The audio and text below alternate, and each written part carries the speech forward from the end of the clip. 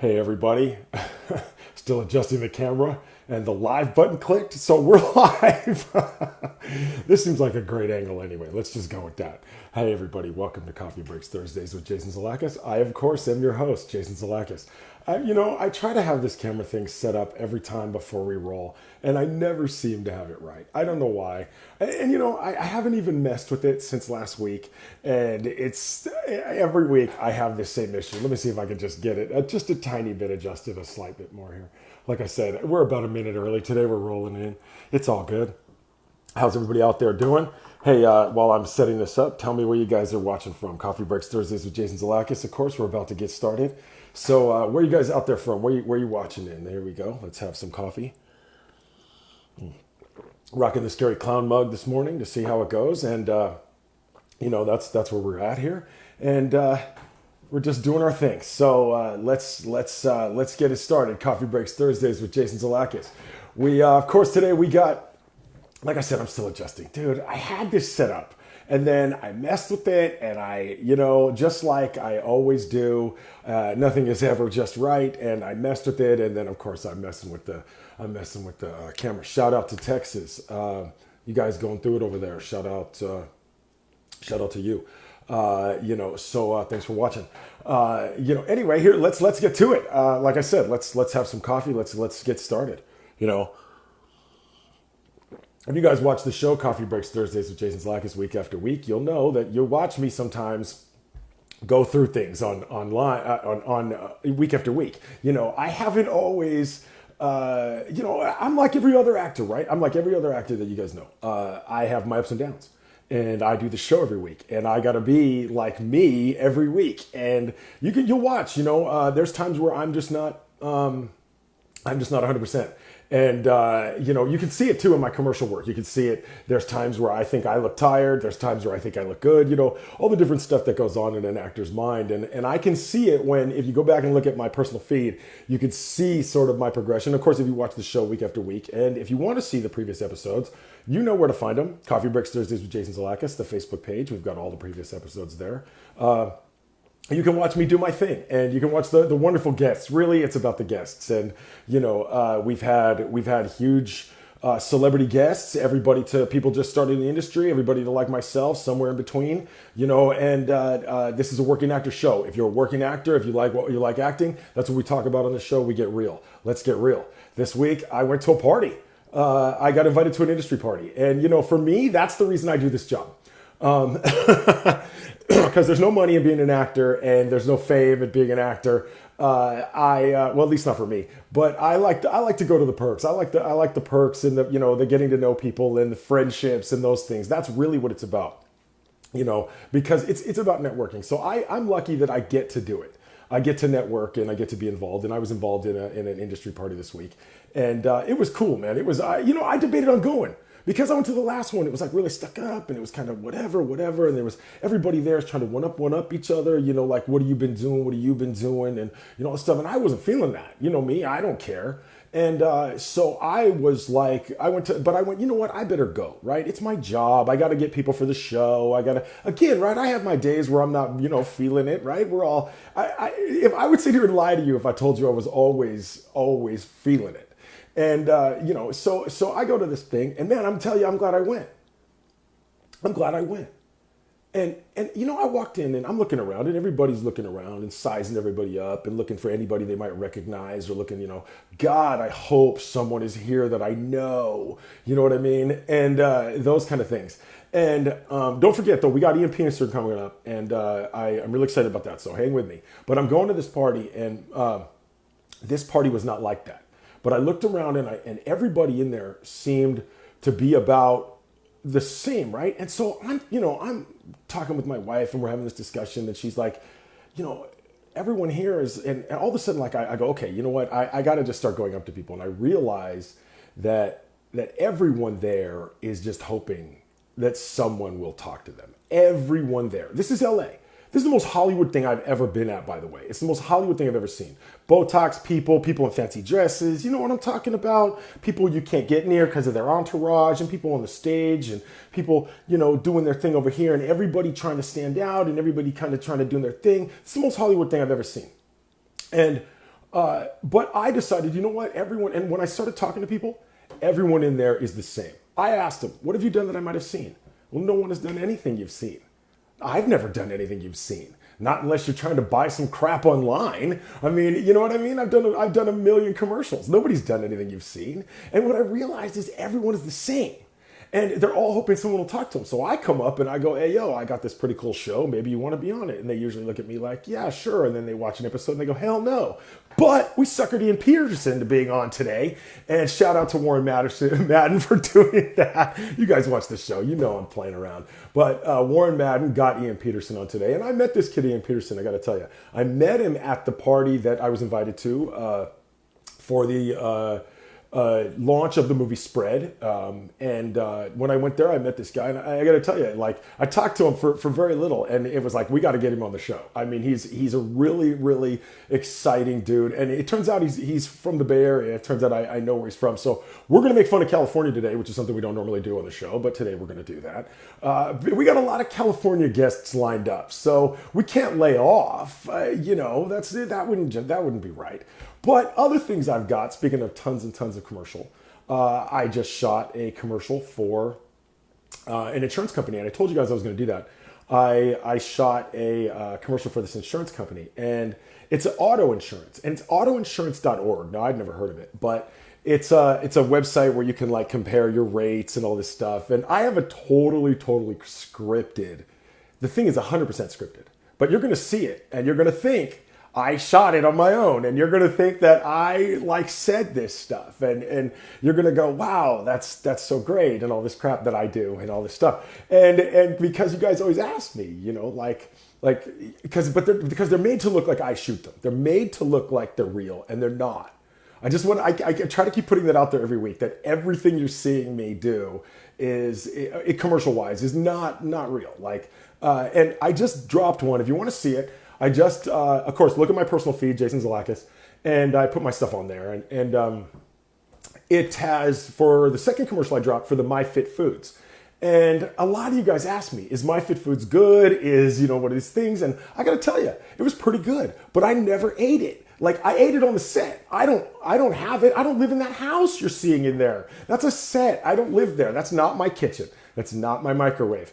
It's their microwave is badass. My microwave has the handle snapped off and a bunch of crap, but their microwave is like cool. It's like a drawer. It comes out and it's like 90 seconds, and I do this little smile. Hey, don't you want some food? And it looks really good, you guys. And I got to tell you, I ate it that one day, and it was good. Those reactions you're seeing on those are my genuine reactions. I didn't know what we were advertising when I showed up, other than what they give me, beforehand, like bullet points and things like that. So other than that, that's what's going on. So the truth is man, I'm back. I'm past my whatever was going on with me for like a week and a half. I'm way over that. I'm pumped. I got lots of stuff coming up. Guys. I'm pumped for this. And, it's, Wayne was talking about the commercial. A shout out to Wayne over there in Sacramento. This guy watches everything I do. He's a real supporter. I love it. You guys know I'm in it for the attention. So give me that attention. Thank you, Wayne. You're amazing. You're one of my favorite people in the industry. And it's because I love watching you work. Besides that you support me, I love watching you work, man. You're one of the best character actors around. You should be way bigger than you are. Which is what they tell me, and I guess that's supposed to be a compliment, so it's a compliment to you. Shout out. Anyway, and not a lot of people get that special shout out, but Wayne deserves that. And anyway, what I'm talking about is I got an audition coming up, and they contacted me. I'm thrilled. Like things are really going well. And like I said, you've heard me complain on this show before. Not complain. I don't complain. I live a luxurious life. I don't complain. But I'm back now, and I'm feeling really good, and I just wanted you to know that. We're live in Los Angeles. Coffee breaks Thursday. Handsome history. Right before we bring in our guest, Ian Peterson, we've heard a lot of things lately about the Founding Fathers. And you guys know that on this show, I'm inspired by different topics. It's usually circus-related or zoo-related, or somehow I can work in some weird angle on it. But I've been thinking about the Founding Fathers a lot lately, and I think a lot of us have been. Because with the Second Amendment being talked about and all these different things, what were the Founding Fathers' intentions, and what were the different things of the Founding Fathers? So Handsome History today is about them. One of the things I learned about George Washington, George Washington did not have children. And they think now that he had a bout of tuberculosis that actually made him sterile.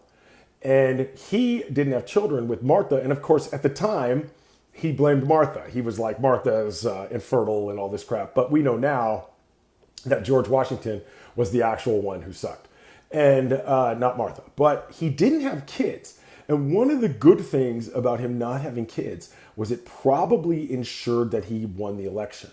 People were worried at the time that there was a monarchy going on, and that, or that could be another monarchy. And so he did not have children was one of the reasons why people think he got elected. He knew going into the election that he was setting the tone for what the presidency would look like. And so him and a bunch of other people, other fathers, right? I don't know the specific guys. I know most of them, right? But this is the one that this story is about some one of the weird ones. I never heard this dude. But he was like, hey, yo, we should call the president His Majesty or His Highness. And it was something like His Highness and the president or something. And they decided ultimately that, again, the monarchy thing, and they were really scared of coming back to the monarchy. And so they decided that he would be called Mr. President.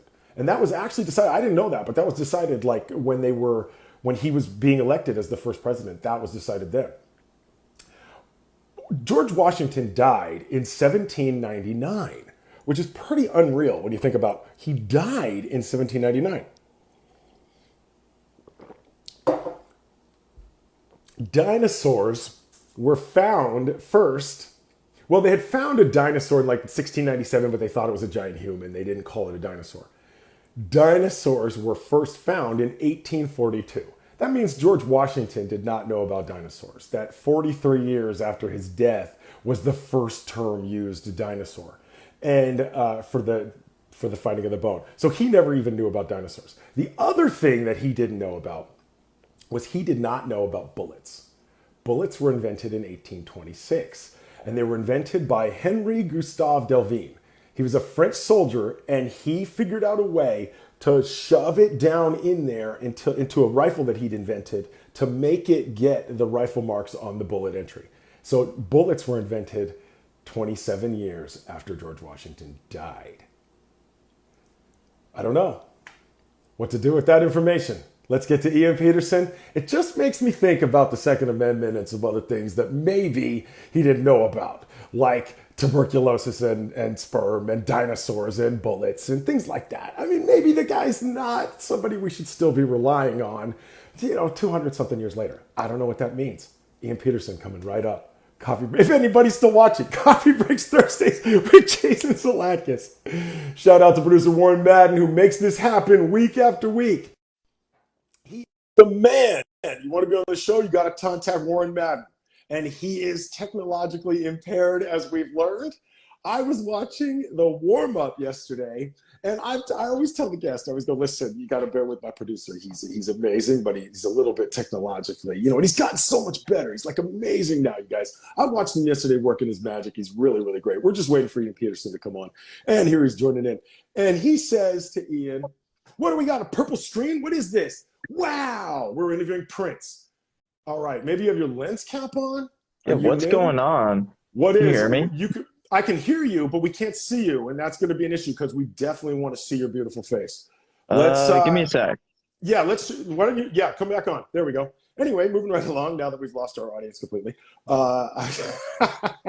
Producer Warren Madden, he starts talking about hey, do you see my VHS collection? And then he says to Ian, and I think Ian is like 19 years old, and he says to him, National VCR Day was yesterday, and which to me is like really cool, maybe people our age, but to Ian was like, well, that sounds like a pretty niche holiday.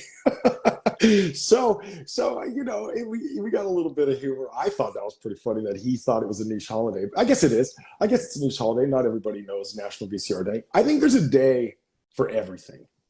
Sometimes I wonder, it's like, well, it's National Batman Day and today's Alien Day, or, Star Wars has a day which caught on. I was there when that first happened.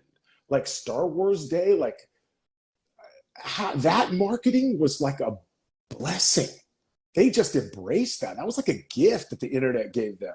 The internet is a wild place to be, you know, and I wonder about that, right? Like I mean, I think, I'm making these videos that are all for the internet.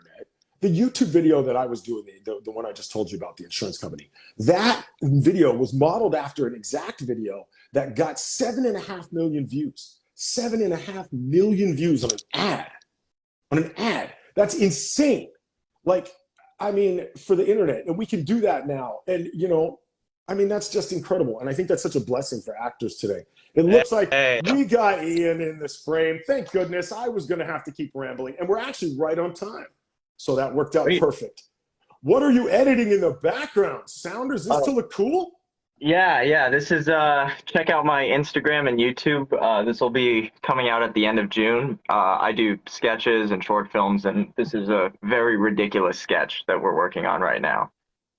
Well, you got it set up. Let's go with that. Talk about that. So you're putting together a sketch that you're going to show on Instagram, or you're going to show on Yeah, so actually there's this little underground event in Los Feliz on the east side here called Show and Tell. You can look it up on Instagram as well, and it's basically a bunch of creatives who make videos every month, and the rules are you have to be there, they have to be unreleased, and they have to be trying to be funny, and then everyone shows them, and it's a really good time. So we're waiting for that before we release it. I'm trying to do that every month, so this is this month's.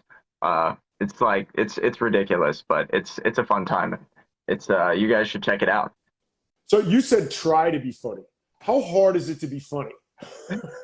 Well, I mean that's I guess that depends on the person. Listen, the reason I like comedy though, and that was kind of when I make my own stuff, what I'm drawn to is it's a really, really bad reason. It's because it's the only art form I feel like where you know if you're doing it right, you know? Because if people don't laugh, you fucked up.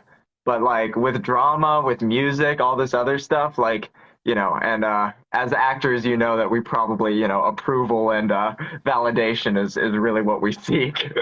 So Right, and I'm really upfront about that. That's what I'm in yeah, it no, for. I saw Right. that. I like it. So, so okay. So let me ask you, because, like I said, try to be funny. I like when I think about try to be funny, I think about Kevin Hart. Like, he's been trying to be funny for years, and he just isn't. Like, so, Yeah, I mean, that rule is more like the piece has to be comedic in nature. You can't throw your like you film about your roommate's murder or something on there. They want sketches, funny music videos, stuff like that. But I feel like trying to be funny is not the best way to go about anything comedic, you know. right. I was taught that if you find it funny, then the audience will think it's funny. Yeah. And do you and I found that largely to be true. Do you find that to be true? Yeah, it's very hard when you're editing, and it's even harder when you're editing yourself because after like four rewatches, you're like, "Fuck this!" Like I don't know how you feel about Can I swear on this show? Is that cool? Yeah, it's live TV. Okay, great. Unless my mom is watching. Is my mom watching? No. Okay, we're good. Hey, Mom. My- Um, it's weird. I don't know how you feel about watching yourself, but for me, when I'm editing my own video, it's okay. But sometimes when I go to watch something that I was in like months ago and it's been edited by someone else, that's when I get really like, I walk out. But with this, like, I get used to watching myself, but it becomes less funny after like three times, and I know what's coming. right. Like when I'm doing an audition, if I do a take that I think is funny, I try not to then recreate it, because then it Mm, seems, then it seems fake. yeah, I that's try a to good I trick. try to let it be genuine. But I see what you're talking about. I don't know. Sometimes I watch my audition tapes, but I don't like to watch the stuff I'm in always. Okay, Like, yeah, same. Yeah. I put out these commercials and I'm like, okay, I feel pretty good about this one. I feel pretty good about this one. But there's a bunch I don't show. Oh yeah. Well, Like, and that is the one nice thing about our level, and I is like the scrutiny. Like we get to pick and choose what people see, you know, right. which is a bit nicer than like if you're A list and your movie comes out and it sucks, everyone's still seeing it. Right, right. I mean, inevitably, Ben Affleck has to live with Geely, and Yeah, there's he's that, okay. and let me just, okay. Yes, I know I look like Ben Affleck. Thank you to everybody watching. Yes, I know that. That's great. Thank you. We got that over with. Moving on. So they,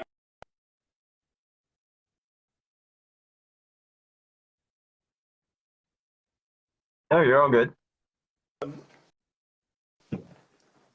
Are we live? We're live. okay, wait. We just got an echo there. Are we still live? Yeah, I'm good. It seems normal to me. Are you still echoing? I'm getting an echo. Shoot. Oh man, one phone call screwed up my whole show. Oh, you got Okay, a phone call. that's what just happened. And Oh, I never do that. It's such an amateur move. But anyway, can you still hear me? Okay. yeah, I can hear you great. Okay. All right. We're not going to seem like we're having a delay anymore. There's a bit of a delay, but I can live with it. Can we live with it? I hope the audience can live with it. Maybe we should. Damn. Is that any better?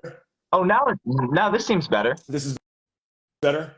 Yeah, I think it caught up. Cool. Okay. Okay. All right. Wow. Live Live TV. Anyway, now the whole show will be thrown off course. But moving along, I can't remember what we were even talking about. Let's go back to because of that whole thing. Just man, we were chugging along. All right. Let's talk about some stuff. So I met you at an event for a horror film, surprisingly. Because, and I was Yeah. going to say, you want to do comedy, it sounds like a lot, because you feel like that's a really, a genre that you can really feel the performance there. Yeah, I mean, I think it's more I love all types of, I went to a theater conservatory school. I love Shakespeare and pretty much everything. It's more that when I'm making stuff on my own, that's kind of what I'm drawn to. And like casting offices see me a certain way and the comedy kind of balance. I play a lot of villains. I play a lot of not great guys, and so it's also kind of a branding thing to just make sure I have variety still as I'm starting. You're getting cast as the guy who's not like me. I get cast as the bad guy almost every time. Like even my Yeah. audition this week is for abusive husband. Like, Oh yeah, yeah. I get abusive ex-boyfriend all the time. oh, okay, if that's the age group, then right. I'm either ex-husband, you're ex-boyfriend, Yeah, I'll be right? coming for that soon. So, so okay, so which is really wild because I don't feel like that guy, and they always want me to be. Do you get cop? No, no, not. And that might be an age and a hair thing. I see that for you for sure. It's so funny. I was on set once with a guy who had worked as a casting assistant, and we spent and we were just in hold. We both had like pretty good roles, but we were in holding for a while between setups, and he spent like an hour or two. Shout out Michael if you're watching this. He spent like an hour or two typing me, and that was really interesting because I had been typed before in school, and the first time it happened, first year, one of my teachers said something. She was like, "You look like a killer," like, and like a bunch of my classmates piled on, and I like really messed me up for a while. And I've got to say one more thing. I have a question for you about this because you were saying you don't feel like that guy. When you're at these parties and social functions, and maybe it's a COVID thing, but I started like doing film acting in 2020 while COVID and we were kind of socially isolated, and I noticed that, and this didn't happen in school because we were playing every role. Our teachers would let us stretch and things. But I noticed once I started working professionally, casting directors were putting me in these frat bro, bully, rapist, abusive roles. And I felt like when I'd start going to like parties or meeting new people, I could like feel like, is that how these people see me? Like, like if that's like because it's a look thing. Film is about that. Like we can't at all, it's just the way it is and I'm okay with it. But it kind of messed with me where it's like if that's the first impression I give off, like what do these people at this party think about me? You're not joking, dude. You're not joking, and I think that that's something we've never addressed on this show. I'm so glad you brought that up Yeah. because I started to like internalize that. Like they're looking at my photo and thinking you're gonna kill me. They're looking at my photo. They said that to me. This photo looks like you want to kill me, and I'm like, I'm smiling in that picture. Like, like literally that happened. And, you know, and then, and I started to think to myself, when I go to places, am I scary? And then the people, and so they go, when I ask people, they go, yeah, dude, you're scary. And I go, really? And they go, yeah, man, you're 6'4". You know, you have a booming voice. You're freaking huge. Like, you know, they go, yeah, you're intimidating. And I go, oh my God, like I used to run a toy store. How can I be an intimidating dude? I didn't know Like, that. yeah, That's that's what I awesome. did before I was an actor. Yeah, yeah. Yeah, man, toys were my passion. Like I'm a super geek. That's why I have a Ouija mug and a clown and yeah, I love toys. I'm like a giant geek. I'm like a boy Yeah. in a man suit. So anyway, moving on though to you, it it really did mess with me. And so then I started to be like, okay, when I'm approaching somebody, especially in my job, I got to talk to females and stuff. Do I come off with like, are they like, you know, at me when I walk up? Like, you know, I mean, and are we all questioning that? Is that a human thing or is that like as an Yeah. actor, how does that work? Well, I think it's just like really pronounced for us because it's like the feedback, it's a like very obvious feedback loop of like, this is what our C-mail inbox is reading all the time. And so we're reminded of it a lot. But, you know, I love it enough and there, I don't want to call it catharsis, but and it's not something I enjoy doing. I think I just enjoy acting enough where it's like, you know, if that's where I'm cast, and and in some ways, it's like at least you're helping tell the story.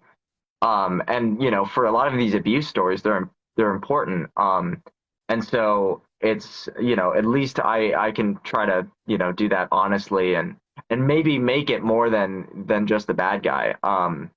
You know, but I think we're all scared of becoming the 13 Reasons Why guy or just being typecast like that. But that's a you know the long-winded way of saying, oh hi Erica, how you doing? Shout Um, out to Erica, yeah, right? uh, I think that's a long-winded way of saying like that's why I think I left to my own devices, I go towards comedy and try to at least make it a little goofy and soften it up because you know as long as I can do both, I'm happy. But It's, you know, somebody always comes to me and goes, okay, yeah, but the bad guy, you have so much freedom and he's so much more expressive and he's so many more this and that. And I'm going, you've never been cast as the bad guy? It's like all I get. Like, yeah, you know, so for me, I'm hoping like when they come at me with like romantic lead or they come at me with, uh, well, that's pretty much it. I mean, dad, I get dad a lot. So, you know, it's nice to hear you're not always the killer. There's my mom watching, so we got to hold off on the curses okay. again. Yeah, shout out to my mom over there in Oregon, holding it down. Shout out to my dad, of course, who my mom will tell I mentioned on the show. Anyway, let's move along. So let's go back to the comedy thing. So you do the comedy to somewhat balance that. And were you with a comedy troupe, or is this the comedy troupe you're with? Well, so here's what happened. I moved out. I was in school, in acting school, and we talked a little bit about this at the party. But I was in school and I was in a theater school, but I knew I wanted to do film. And then COVID happens, and the tuition stayed the same for Zoom acting classes. And it doesn't take much brain power to realize that Zoom acting classes are tough. The school was doing their best, but for the same tuition and all that, Zoom acting classes just weren't cutting it. I was very lucky that I had a rep reach out like while I was still in in-person school, but I told him wait till I graduated. But when COVID happened, I was like, let's try working for a year. And so my parents were very, and you know, I'm sure you're the same way. Where I hope you have supportive parents, because without that, I mean, it's such. Oh, really? Yeah. Did they like the toy store business better, or is it just like they just don't get you? You know, I don't know. That's an interesting question. I don't know because I think they support me at some level. But like my Oh mom yeah, goes, Jay, we're really proud of you, but she doesn't watch my movies.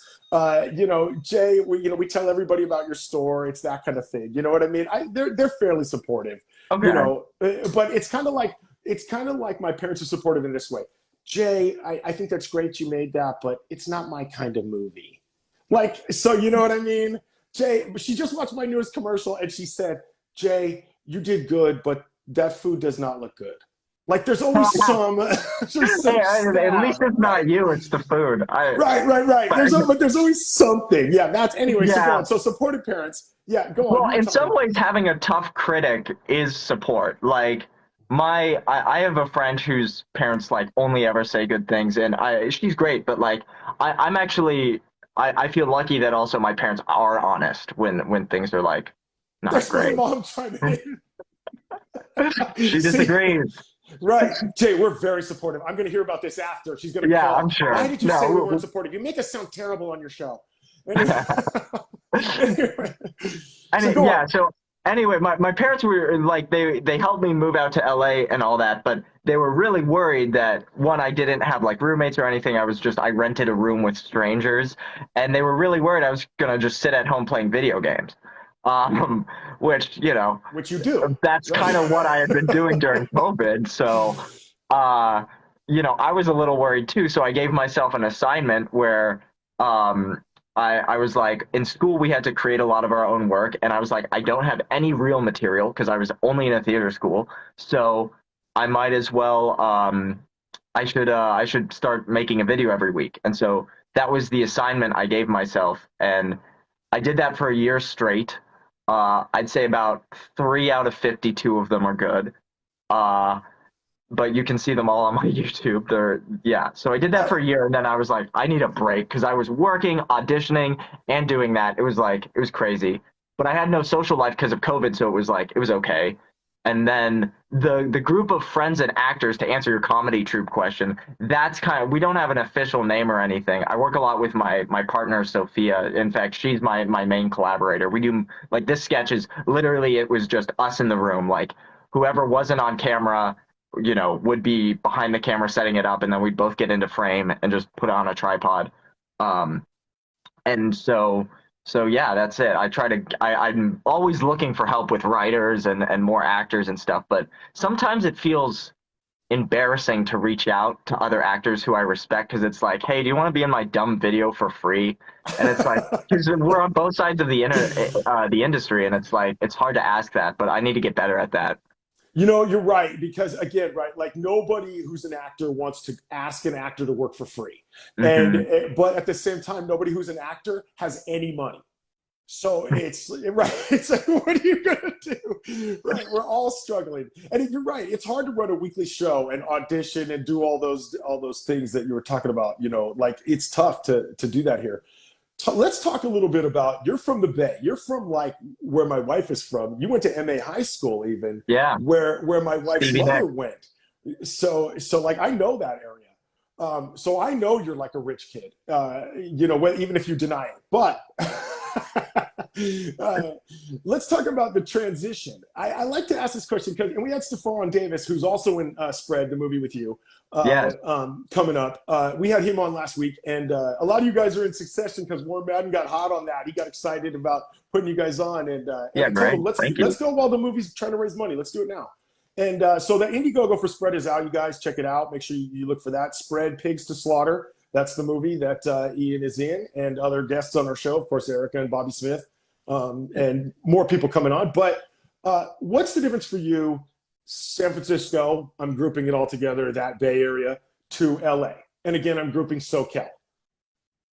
Well, I mean, I like LA better, but I feel like that's always going to be the problem with it's interesting because I feel like some people from the Bay, some of my like high school acting friends had this like notion that the arts weren't that supported there, but I kind of disagree because all those tech people were kind of dumping money into community theaters and stuff. And so I felt like, I mean, obviously as an actor, you can't be anywhere but LA, maybe New York, but I think that's, or Chicago or whatever. But I think that's the big difference for where I like all I think about is acting. So that was kind of the main thing. And obviously it's much bigger, but I don't know. That area feels very suburby to me, and like home does for anyone. It feels more rural than it is because it's not at all. But I don't know. After being here and like dealing with it, I'd say the pace is the same. Like in my opinion, LA things kind of move slowly. Some things happen very fast, but a lot of things move kind of slowly, and that's kind of how home feels a little bit. The traffic's just as bad in my opinion The now. traffic is just as bad. Yeah, Oh people don't yeah, realize, right? When we were moving down here, they go, "How are you going to afford it down there?" Well, it's the same. How are you going to, what about? It's the same. Like, yeah. I mean, Um, yeah, and I'd say that the main thing is like the industry there is tech, and the industry here is the film industry, and there's almost like I'd say it's very like what's the stupid word non-religious. It starts with an S, whatever, but like there's kind of this religious cult built around working at your tech company. Like working at Google is kind of like uh almost like a church for some people because it's like their whole community and their whole life. They're like sleeping at work and stuff. It pays for everything. So I'd say my day job up in the Bay, I'd work with a lot of these tech companies. We do like team building stuff for them all the time. So I kind of overhear the conversations, and the HBO show Silicon Valley is extremely accurate, almost too accurate to watch for my family. But yeah, I'd say that's the major difference is like this like culture of like being all about the tech company you work at. yeah, I think you're right, and even a lot of those tech giants were dumping money into stuff, films and theaters and things. One of my best movies came from the guy who created Facebook Marketplace. Oh Like wow, yeah, I mean, he created the marketplace, like the code for it, and yeah, that dude produced one of my best movies I'm in. that's awesome. Well, I'm Right, glad so he's I in the mean, arts. right. He wanted to make film, and interestingly enough, he wasn't sure it was going to sell. So you know, even with all that, like he was cautious about putting it out to make sure. And like I think he's like one of the smartest people ever about going about how to put out a movie, and to get festival notice and things like that. Mm. But it's all came from learning. I don't know, maybe from the Facebook thing, but he's really smart in making that kind of stuff. When you were in the Bay, were you doing commercials at all? I was not a working actor in the Bay. I moved when I graduated high school in 2018. I'm 22 right now. So I graduated high school in 2018 and then moved directly to college in at CalArts in LA. And and then I was, still doing theater. I had never done any film stuff in school. And then after my first year, one of my friends at USC shot a film in the Bay that I was in, and that was like my first film ever. And it was like 45 minutes, so it was kind of a big project for me. And that was my first film. I mean, and it was like the first thing we ever did. It was on a DSLR. It's like not good at all, but it was like, my first kind of set experience. So uh and then when COVID hit, then I like started trying. But yeah, I hadn't been doing commercials or anything. And it's interesting. I kind of part of me wishes that like I tried to ask to go to LA and be like a child actor, but part of me is also like really grateful I didn't because now acting has consumed me, and I feel like if it was my whole life, I'd be slightly less interesting. I can't imagine why every child actor ever is on drugs. You know what I Yeah, mean? Like, I yeah, no can't kidding. imagine You because gotta be. I mean, and what they put them through to be, what it takes to get on any project for a kid, I can't even imagine. Yeah, Like, yeah, let's talk about Landing on Spread. Let's talk about that movie a little bit. When yeah. when Please. I had Bobby on the show, he talked about the numbers, and he was talking about like 5,000 submissions.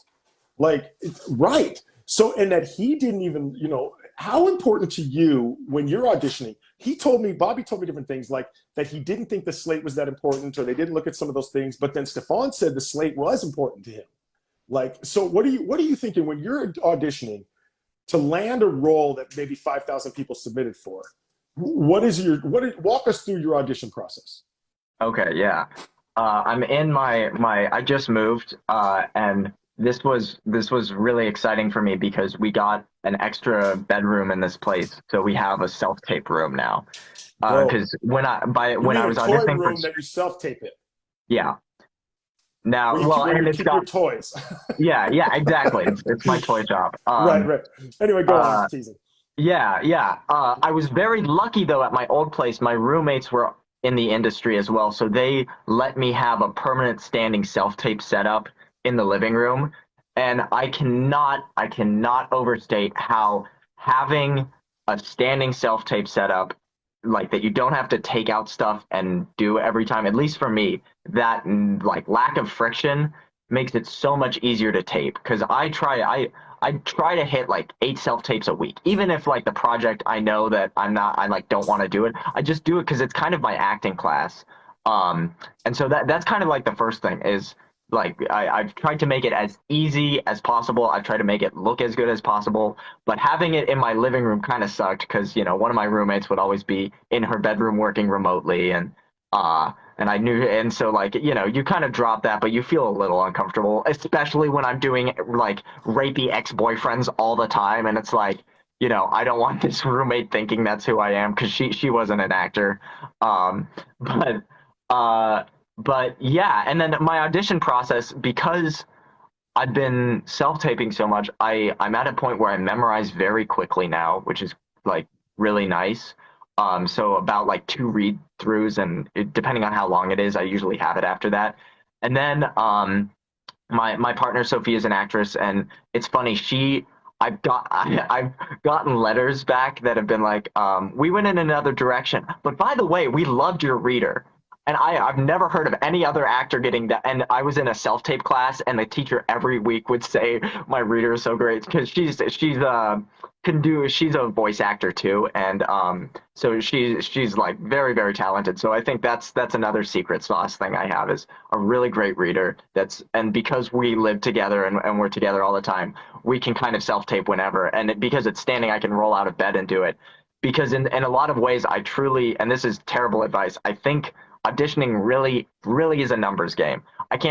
I've booked at least 5 roles where I would, and this is like terrible as an actor, but it's a business too. But I've been told like, yeah, we picked you because you were first. Your self tape was good and you were first. I was like, okay, great, yeah, You've heard that more than once. 5 times, yeah. You were the first to submit. You got the role. Bang. Yeah, because I mean they must have liked the tape too, but it was just like Well, yeah, yeah. I because mean, sometimes obviously, if you were crap, right, they wouldn't. I yeah, know you're yeah, not but crap. like I've seen it. the producers want to save time, and it's like okay, I can't imagine what watching 200, let alone 5,000 self tapes or slate shots is like. I can't I cannot like shout out casting directors. You guys are freaking heroes for even watching 10 seconds of all of them because I like it's soul crushing. Like geez, the same text over and over. So like, Yeah, I think that now you can book things if you're last too, if you're great, but like I think that gives you a slight edge if you're doing it first. So I'd say that I try to make the choices that make sense with whatever the breakdown is, and then I just try to do it as polished as possible. I've noticed that usually it's depending on the length though, but usually it's in the like 5 to 15 take range, and usually I pick the last one. really. Okay, that's really good to know. I mean, because I think people want to know that I'm probably somewhere in the middle, 5 to 15 takes, 20 takes, Yeah, depending and on what it sometimes is. if you really want it, sometimes you do it like 50 times, and then you end up picking like the third one. Uh, Uh, yeah, you know what? Right at that point, sometimes I just have to walk away or just go send whatever. yeah. But anyway, so go on. So you were going back to the numbers game and all that. So you do when you slate. How much do Stefan mentioned that he thinks that's really your chance to grab him? Do you feel that same thing? Not at all. In fact, yeah, I like super disagree with that. And this is like bad, and this is probably bad advice. I hate slating so goddamn much. Some of the casting directors I follow on Instagram have said that it's literally just an identifier. So I try to slate kind of the 50-50 thing. I think everyone's heard that where you slate half in the character, half you. Sometimes if it's like a bigger like series regular role or a guest star role like for a network, I'll try to like give it a tone. Or like sometimes if I feel like the tape was very, very dark and I can read in the synopsis that this character might have brighter moments, I'll try to tweak it there. But I've seen on Twitter like this series regular from like Better Call Saul, his slate is literally like John Day. And like he looks dead and then his tape comes afterwards and it's like great. So I think that like I'd probably like be stressed out and like lose all. I'd bite my fingernails, and I'd probably like have lost all of them if I like cared about the slate because I just like I we care so deeply about so many things that like that is the one thing that it's like, if it doesn't say to do it, I'm not going to do it, which is terrible advice. Probably throw a slate in there. But if it doesn't say slate, I don't do one because I just want the Oh, acting to go. And it's oh, me like, too. If it doesn't say to do a slate, I don't do one. oh, okay, Yeah, great. yeah. I Yeah. absolutely hate slating. Just like you're Yeah. talking about, I hate it. It's like so stupid. Like, Yeah. what are some of the? I get crazy requests. What are some of the requests you've gotten for slating? That's silly. I have once I had to slate I didn't do the audition because they asked me to slate the my social media followers, like how many Oh followers I yeah, had, and I I don't was do just that. decline. Fuck Right. that. No, How insulting. I agree. I agree 100%. If they're asking me to basically like, we only want you because of your promotion level, then I'm Yeah. like, nah, I'm not interested. Right. So what else? And Um. I mean, and then, like slating shirtless and stuff like that doesn't. Even though that's technically, I've learned if it's a SAG thing, you're not like supposed to do that. I think it can depend. Like like everyone's probably seen that. What's his name, Dacre or something? The Stranger Things thing where he's like shirtless for no reason and he got the role. It just depends, but I don't know. Like usually it's like name, agency, location, or height and whatever. Like so, the social media followers is the one that really sticks out. Um, I once was helping my friend with his first ever self tape, and he slated his weight, and I was like, "Don't do that." What? And right. he did great. I was just like, "What? Do Don't you do that." say I live in Los Angeles or only if asked? I'll only ever say like unless it's sometimes they just say slate, and then if it's that I say name, height, location. If they have specific instruction and usually I'll throw in I'm vaccinated because why not? But uh, if they give the like list of things to do, I'll just do what's on the list and not think too much about it.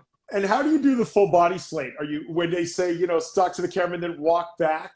I don't do that because my framing doesn't do it. So I just have a couple, and I retake them about every month. But I just have a couple full body photos I'll put next to my face as I'm talking, which I've seen some casting directors say they like that. Some I'm sure hate it. Sometimes they ask you to do the slate in a full body slate, and that is something that I'll always do that fully in the character because I find it really awkward otherwise if you're like you. So if they want the like name, height, location in a full body shot, I'll like enter and like try to be in character and do the slate like fully in character just because it feels weird for me. Like I wide shots are like sometimes really hard for me to watch of myself. And so like that's the one way to kind of make it a little bit more bearable because I can be like, that's the character, not me. Um, Right. And I have to tell myself that a lot when it's the bad guy. And yeah. Oh and yeah. I read against my wife, and sometimes for me it's like, man, I don't want to read against you to say these things. Like, Yeah. Is she an because actress? she's not. She's Yeah.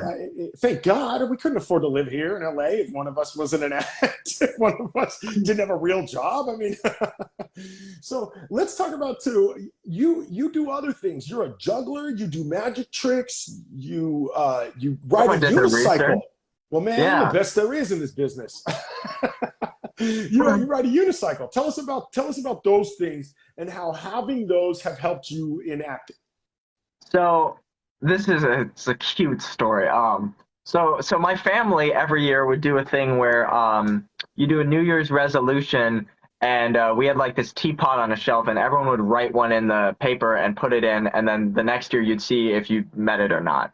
And like, when you're like 8 or 7 years old, you're not like, I'm gonna go on a diet, like or whatever the classic like New Year's resolutions are. And so I just like would make it like some performance skill. Like I think the first one was like I want to learn 8 card tricks and have them memorized. Or like I want to have this song memorized on the piano. And then unicycling, I think was when I was 12. That was like I was like I want to learn how to unicycle, and then that was like a Christmas present the next year. And then I was unicycling to middle school in like 7th and 8th grade. I was that kid, which is like very embarrassing. I was like really, really, but I was that kid. I was full on theater kid. And That because I thought it was surprises me. that really shocks me because you look Do I look again, like a frat right? dude? You look like that cool guy, right? Like No, so, I'm a fucking right? Like nerd, dude. right. Imagine that people think I'm the cool guy. I'm like, what? I'm like a freaking goob. Like so, Yeah, yeah. I was unicycling to middle school. So that's yeah, insane. yeah.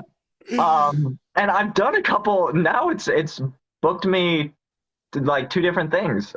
So that's a cool skill. I should No, practice it now it's more. freaking But awesome. And now yeah, there's like a box for it on Actors Access. Like you yeah, can check unicycling, right? Like it's a thing.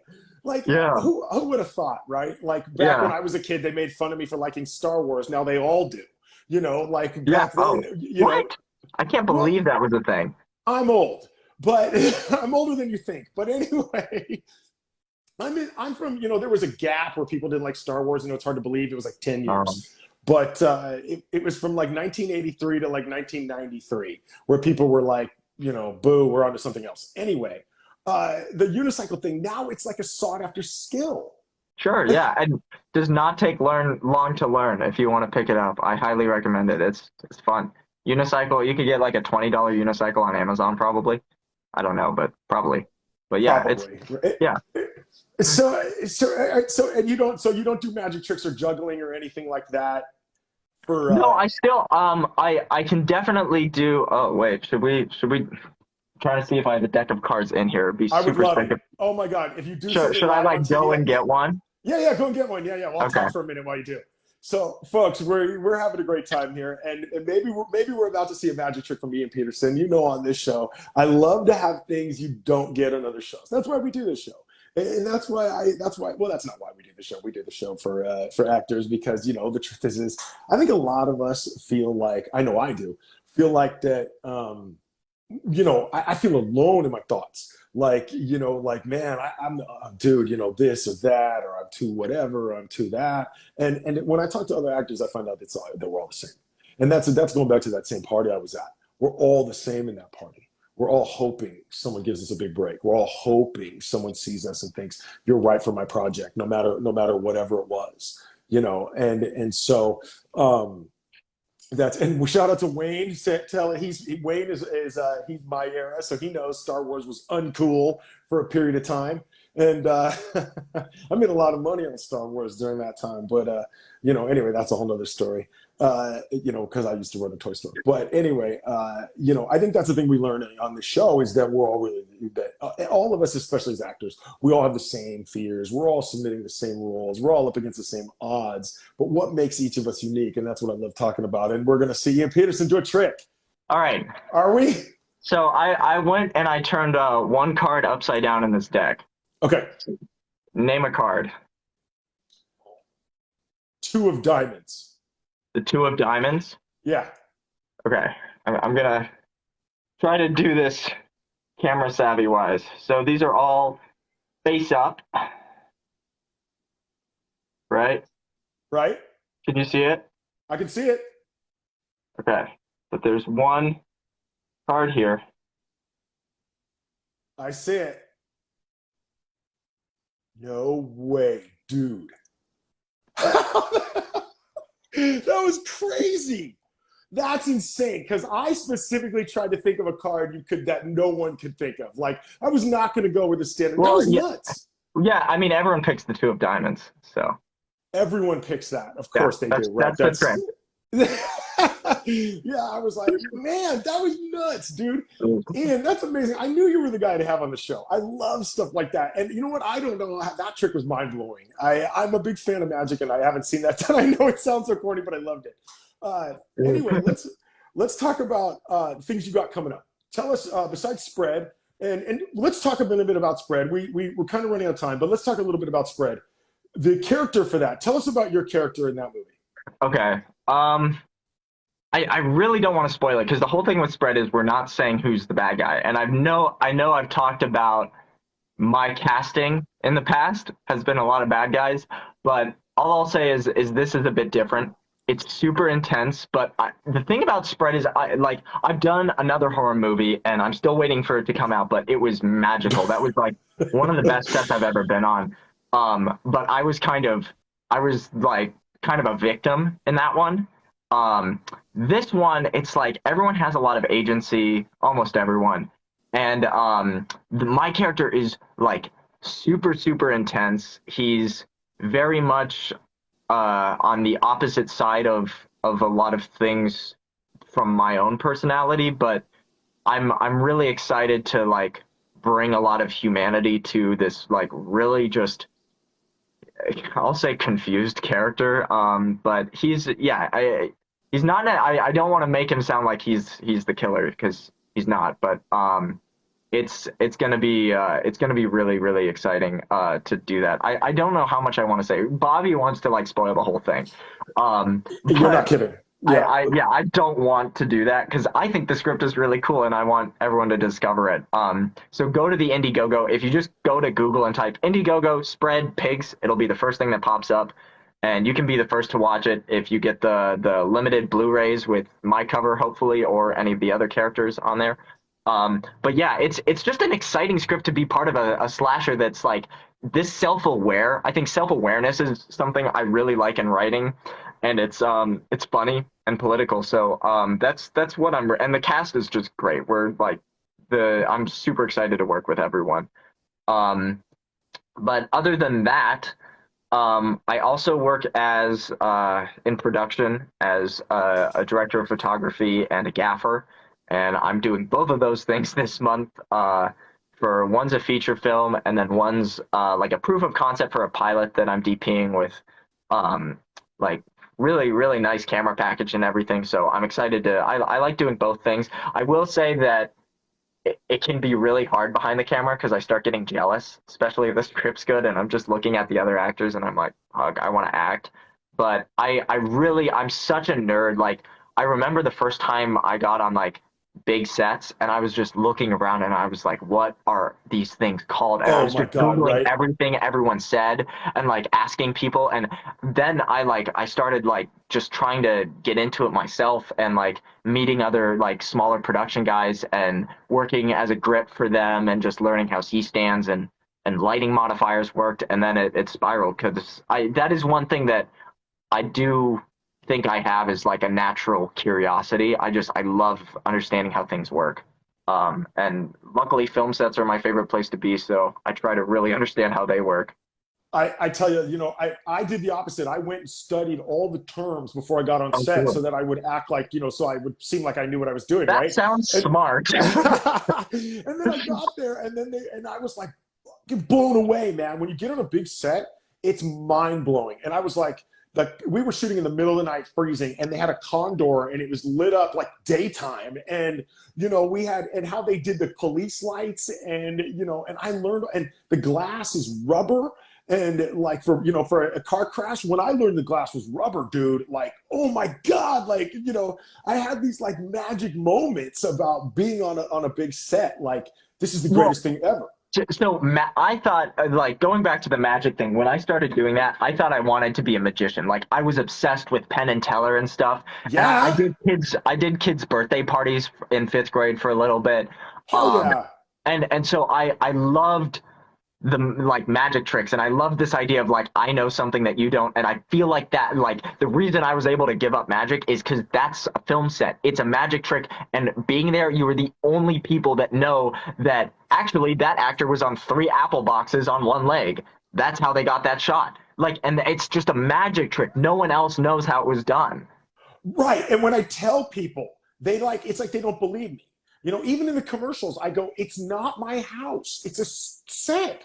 And then, Yeah, I saw you saying that earlier, that's crazy. right, like nothing is real. I mean, Yeah. usually I ate the food in that one, but usually the food's not even something you can eat. Oh yeah, On it's movie sets, cold or a day dude, old. a day old. And they're like, right, or they just microwaved it. There's this one scene I did where it was like this Italian restaurant and there's a plate of spaghetti and it's straight lean cuisine. But they, I'm but gonna they make, like throw up. I right. It's amazing what we do in Hollywood, the magic tricks. So, and you talked about spread. Back to that real quick. Yeah, Bobby, he's giving away the whole thing, and on his episode, he gives away the ending to the oh movie, and I was like, oh my god, dude! But I got to tell you, it hooked me, And after seeing all of you guys are you're well selected. You're the group in that movie. Everybody's a really, really good actor.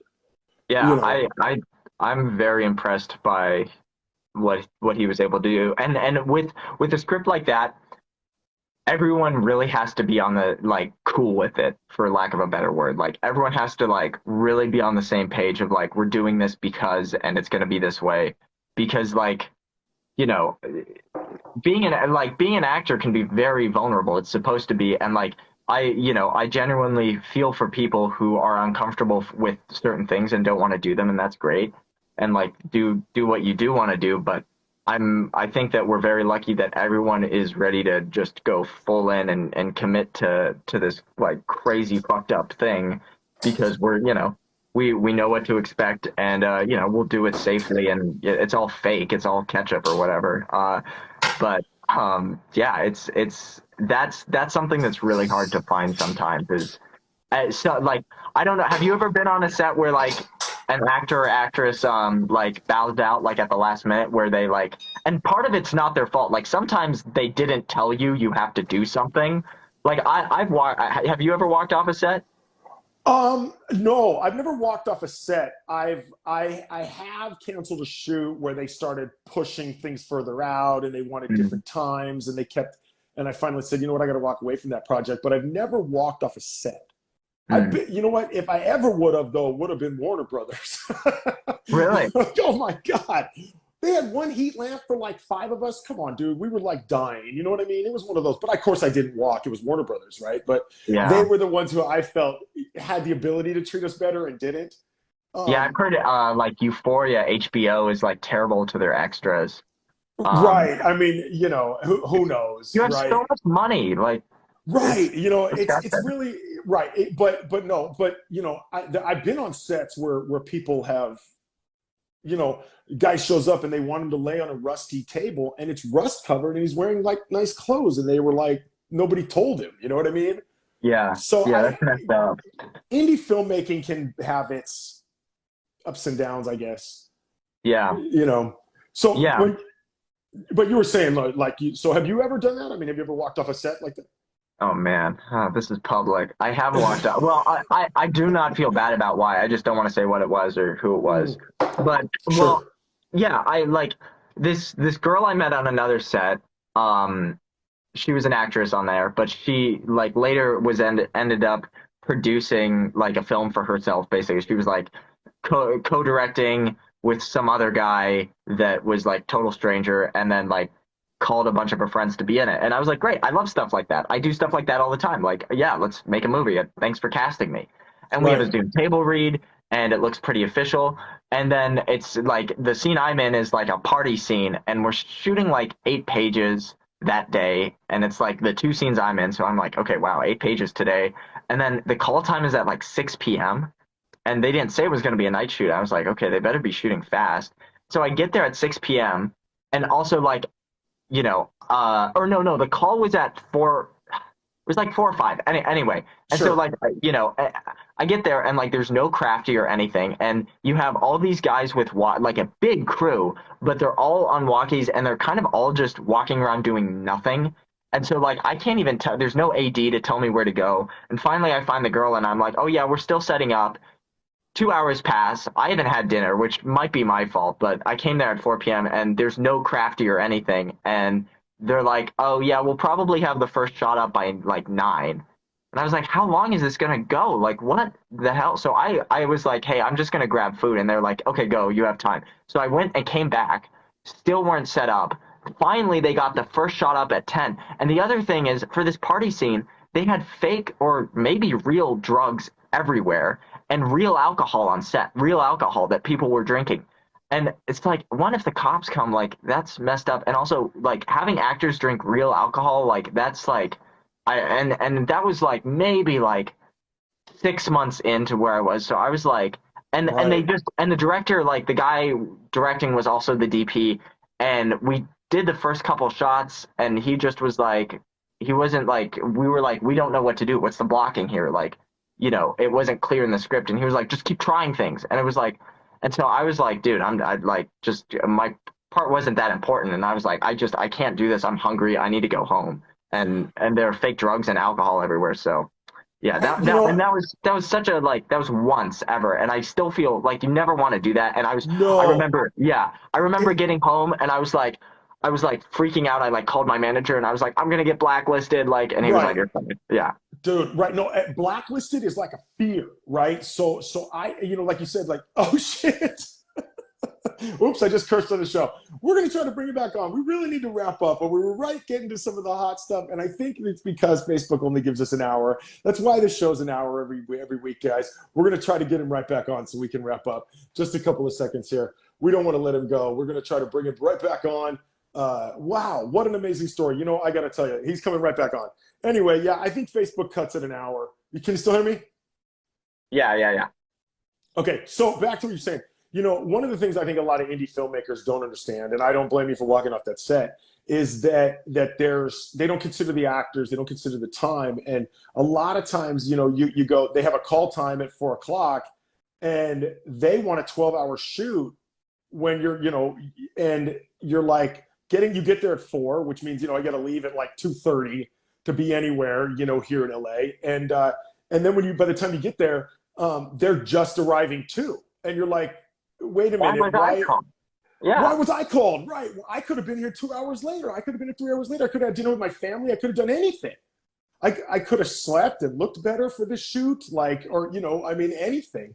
And I think that's what you're saying is the set that unfortunately is, again, it's another one of those unprofessional scenarios where you get indie filmmakers who think really only about the film and not enough about the people involved, the working Well, yeah, parts. and I'll say like the last thing is like allocation of resources because like they had clearly spent like this guy had convinced this girl producing it to spend all this money on a nice cinema camera and like walkies for all the crew.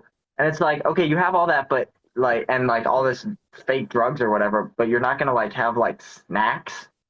Like any like the Right. only stuff to drink was like real fucking Smirnoff bottles. Like what is that? You know? So yeah, that I have a was writer. I have a writer now when I work indie films that they mm, have to. This is how I roll. They have to provide me with decaf coffee for the shoot. wow. Yeah, that's it. That's my demands. Yeah, Why Be- decaf? Psycho? man. You know what? I really just like the drinking of it and Me the too. Me flavor. too. I'll It's after cup two I go decaf, but so is that right. why? I can't. Otherwise, if I'm, I'll be like on the, on set bugging out. So, but I never thought to add real Smirnoff or fake drugs to my writer. So that's, you know, but yeah, I feel you, man. So that's, I think that's my one thing to indie filmmakers, right? When really think about how long it takes to set lights. Yeah. And then they go, well, we want the actors to set lights, especially me. They can't get a stand-in. I'm 6'4". So they need me to be there for the lighting. And even that I don't mind. Yeah, I But let's love not standing in. I right. hate when they're using crew members. That's like, let me stand in so I can see what's important, especially because let me see like where the fill you're putting the fill so I like know eye lines and let me get get especially like if it's my home or something like let me spend some time in the space. I hate when they like shoo us out and they're like if it's dangerous that's one thing, but like I can see if they're balancing something over my head, I'll get out of the way. I'm not like sometimes we're treated like too much like babies and sometimes we're not babied enough and on the sets where That's it's in the right spot like it's really nice when they get it right and when it's like super collaborative, but right. I feel you. When it works, it works. And yeah, but being an actor comes with all that downside, and all that potentially walking off a set one day. yeah. So before I let you go here, and we've run a little bit past time. Tell the people where they can find you, man. Obviously, you're a hot commodity. You're a nice guy to talk to. I think people would want to have you around, and hopefully in a comedic role, maybe not as the frat boy killer. Yeah, I'll do You know. anything and everything. So tell us where they can find you. It's Ian.S.Peterson on Instagram, IanSPeterson.com. I use the S just to make my name stand out a little bit more from all the other white guys. So Ian S. Peterson, if you just Google it, it's around. Also, Ian Peterson on YouTube. Please subscribe to the YouTube channel. because that's where I put most things. But Instagram's great too. So yeah, check everything out. That'd be great. And final words for an actor who is thinking about attending Cal Arts and becoming a really cool Oh. movie actor? Yeah, just do what's best for you, I guess. CalArts was great. I really enjoyed it, and especially now they're back in person. Um, just I'd say watch as much as you can. You know what? I hadn't been to a live theater show in a couple years, and I'm like, if you had talked to me 6 months ago, I'd been like, I fucking hate theater. Theater's dead. It's like the opera. Like I don't care about theater at all. But I went to see Uncle Vanya at Pasadena Playhouse last night, and it was amazing. Um, Hugo Armstrong, the guy in the Vanya role, you've got to see him. He's worked with Bryan Cranston, and he is just incredible. And it was genuinely inspiring to see like such good work again. Like, because I don't know about you, but sometimes when we're just auditioning and not hearing back, you start to feel like, am I just doing the same fucking thing every day? Like, am I even acting? And when you see like someone that's like just that dropped in and that amazing, it was really inspiring. So I'd say just do as much as you can to like keep yourself inspired and curious. There it is, folks. Ian S. Peterson. Ian Peterson, thank you for being on the show today. Well, Warren thank you. Madden, producer, thank you for having him. Yeah, And you please. Thank guys, you. of course, thank you for watching, guys. We'll see you next week. Coffee Breaks Thursdays with Jason Zalakis. Goodbye, All right. everybody. Bye, everyone.